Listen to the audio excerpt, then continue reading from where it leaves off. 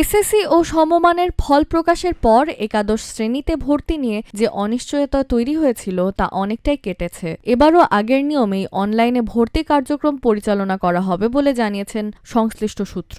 শিক্ষা মন্ত্রণালয়ের সূত্র জানায়, এসএসসি দাখিল ও সমমানের পরীক্ষার ফলাফলের ভিত্তিতেই একাদশ শ্রেণীতে শিক্ষার্থী ভর্তি নেওয়া হবে। অর্থাৎ আগের মতোই অনলাইনে আবেদন, মেধা ও পছন্দক্রমের ভিত্তিতে কলেজ নির্বাচন করা হবে।